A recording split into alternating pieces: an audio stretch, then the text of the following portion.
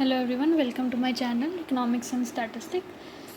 आज की वीडियो में हम बात करेंगे variable factor and fixed factors के बारे में। पिछली वीडियो हमने डिस्कशन करी थी थोड़ी बहुत कि लॉन्ग रन शॉर्ट रन में कैसे प्रोडक्शन अफेक्ट होती है। तो आज हम बात करेंगे वेरिएबल फैक्टर्स और फिक्स्ड फैक्टर्स के बारे में।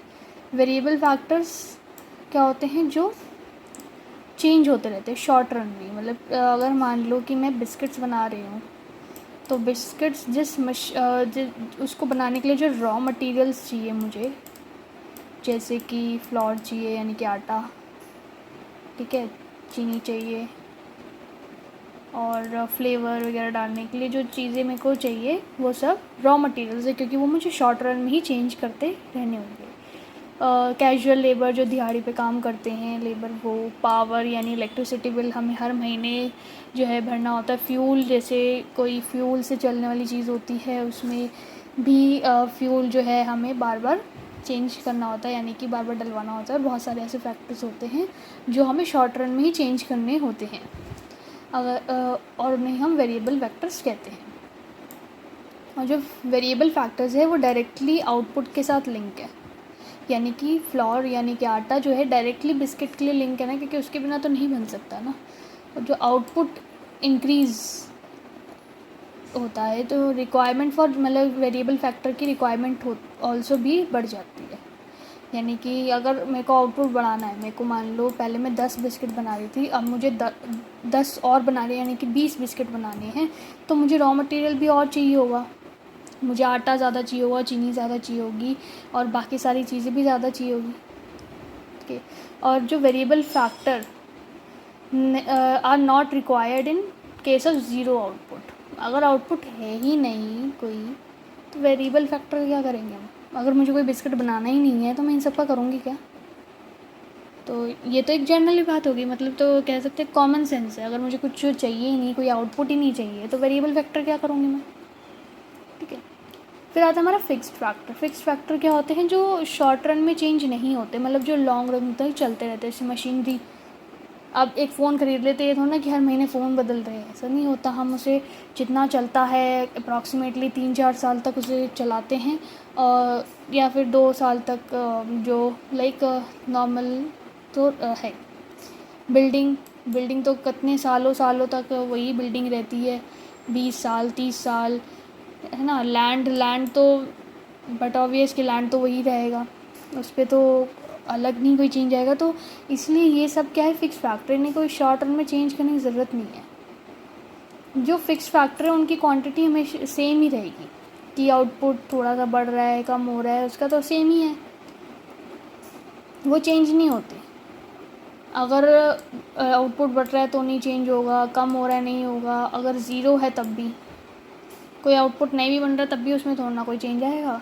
अब वेरिएबल में अगर मैं आटा लेके आऊँगी, आटा तो ख़राब हो जाएगा, तो इसलिए उसका तो फ़ायदा ही नहीं है ना उसे ख़रीदने का, उसकी तो रिक्वायरमेंट ही नहीं है। पर अगर फिक्स फैक्टर मैंने मशीन के ले आए, फॉर एग्ज़ाम्पल मुझे लग रहा है कि मेरे को मतलब 1 महीने बाद मुझे जो है बिस्किट्स को शुरू करना है, बिस्किट बनाना शुरू करना है, तो मैं एक फ़िक्स फैक्टर यानी कि मशीन मैंने ख़रीद ली, राइट। मैंने या तो एक मिक्सी टाइप में कुछ ख़रीद लिया जिससे मेरा लाइक फ्लोर वगैरह बन जाए, तो वो मैंने ख़रीद लिया पहले ही, पर मेरा कोई आउटपुट तो नहीं बन रहा था ना उससे, क्योंकि उस टाइम पे मैंने कोई रॉ मटेरियल वगैरह नहीं करा था, ख़रीदा था।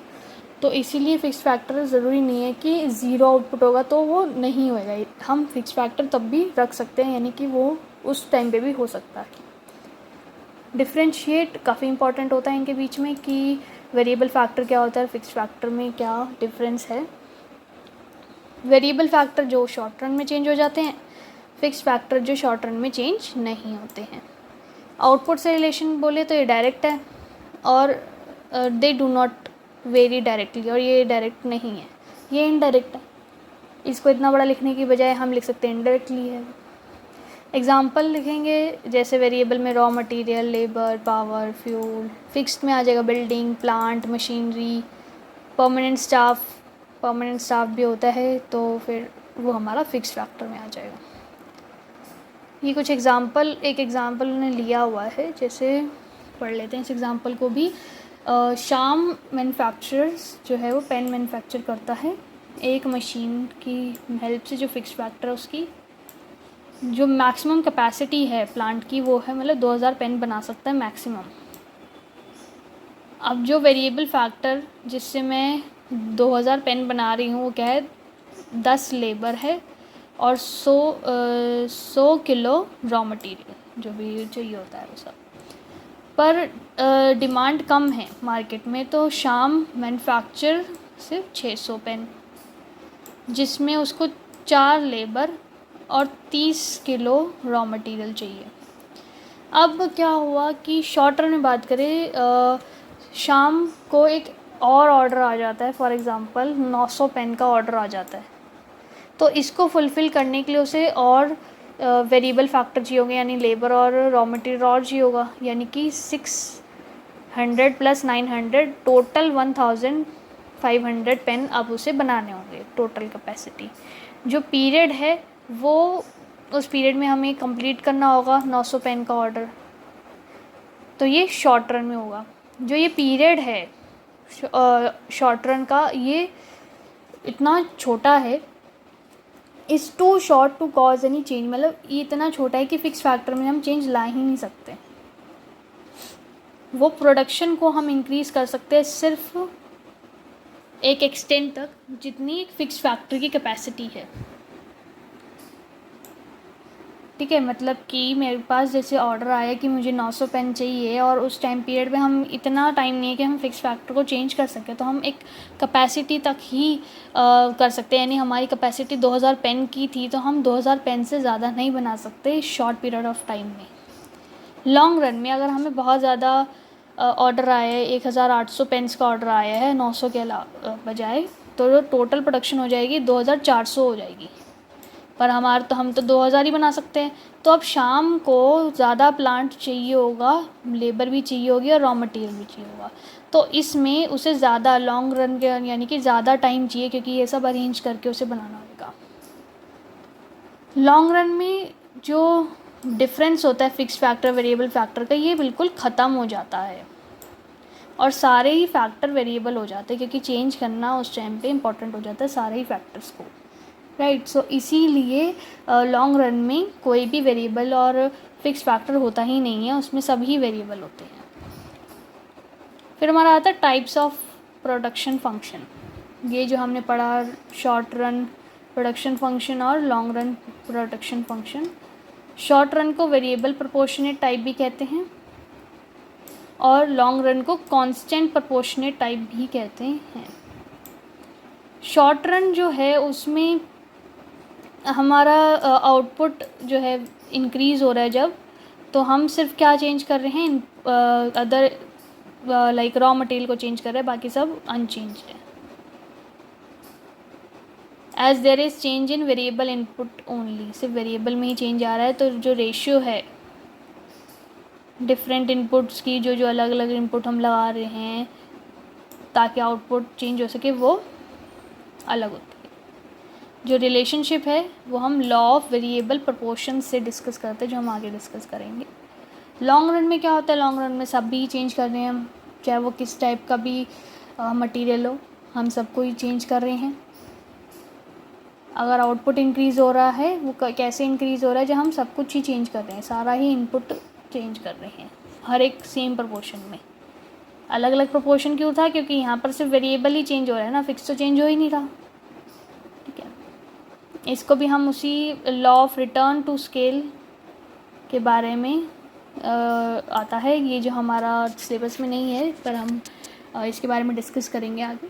ठीक है, नेक्स्ट है हमारा कंसेप्ट ऑफ प्रोडक्ट। अब प्रोडक्ट होता क्या है, प्रोडक्ट या हम जो आउटपुट कहते हैं, ये वो होता है वॉल्यूम, कितना वॉल्यूम है उस गुड का जो एक फर्म या फिर इंडस्ट्री बना रही है उस स्पेसिफिक टाइम पीरियड में।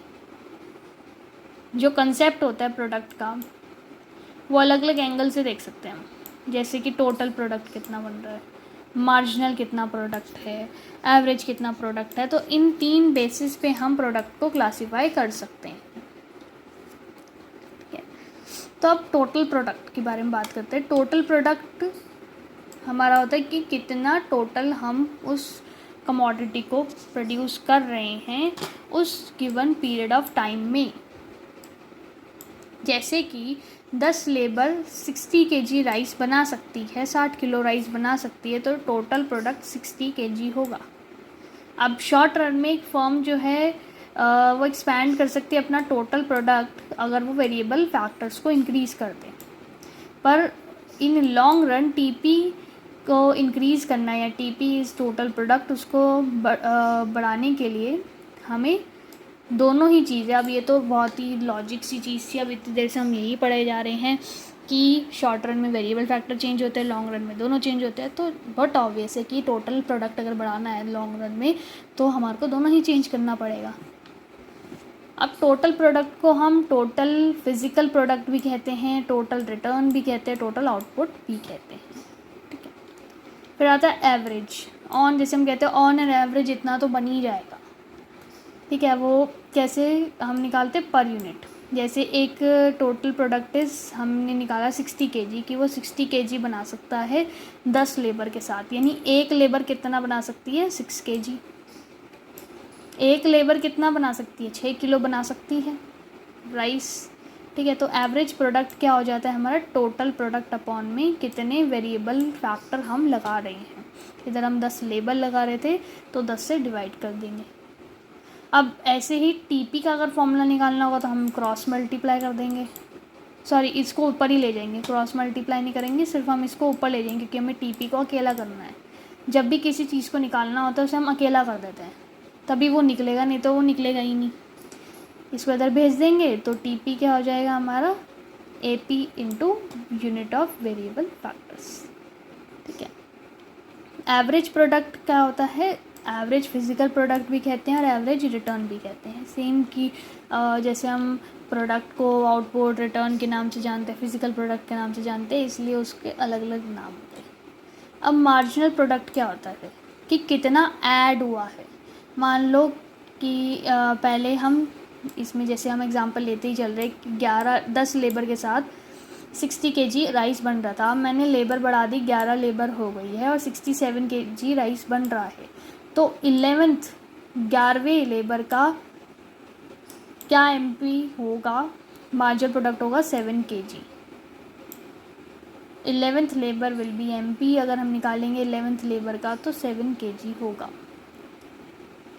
मार्जिनल प्रोडक्ट क्या होता है कि एडिशनल कितना और टोटल प्रोडक्ट में कितना ऐड हो रहा है जब हम एक और यूनिट को बढ़ा रहे हैं, ठीक है। ये इसका फॉर्मूला है MP, यानी कि जो हम निकाल रहे हैं मार्जिनल प्रोडक्ट किसके इक्वल होता है MP ऑफ N।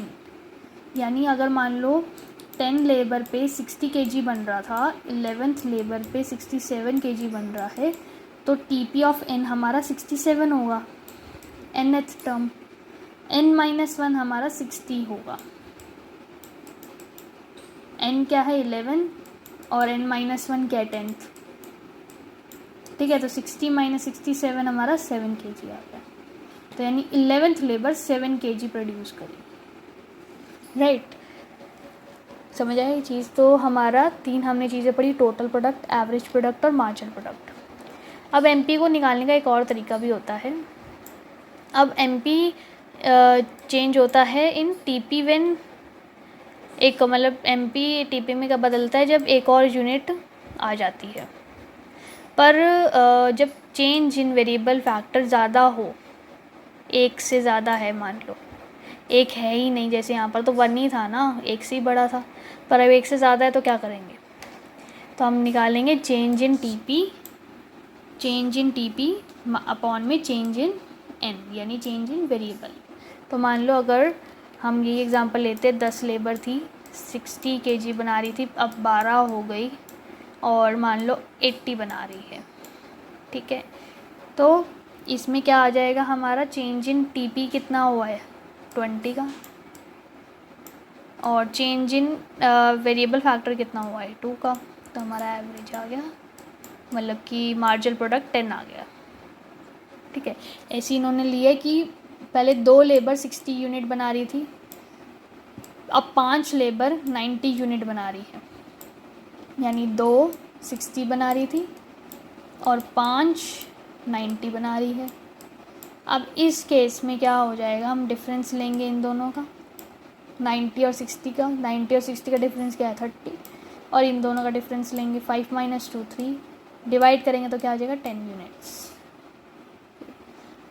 टीपी क्या है, टीपी समेशन ऑफ एमपी है। जब हम सारे एमपीज को प्लस कर देंगे, एमपी क्या है कि एक लेबर कितना, एक तरह से मार्जिनल प्रोडक्ट क्या बता रहा है कि मान लो पहले 60 यूनिट तो बनता ही बनता था, अगर मैं एक और एम्प्लॉय रख लेती हूँ, एक और लेबर रख लेती हूँ, तो मेरा आउटपुट बढ़ना चाहिए। तो उस एम्प्लॉय के, उस लेबर के आने से मेरा कितना आउटपुट बढ़ गया है, वो मेरा मार्जिनल प्रोडक्ट है। एडिशन कितना हुआ है, तो अगर वही हम ऐड करते जाएंगे कि ये लेबर आई तो इसने 10 बनाए, दूसरी लेबर आई उसने 20 बनाए, तो ऐसे हम अगर ऐड करते जाएंगे तो हमें क्या मिल जाएगा, टीपी मिल जाएगा। इसीलिए हम कहते हैं कि टीपी क्या है, एमपी का समेशन है। एमपी का क्या है, समेशन, यानी एमपी को ऐड करते जाएंगे तो हमारा टीपी आ जाए। ठीक है, तो आज हम यहीं तक करेंगे। एमपी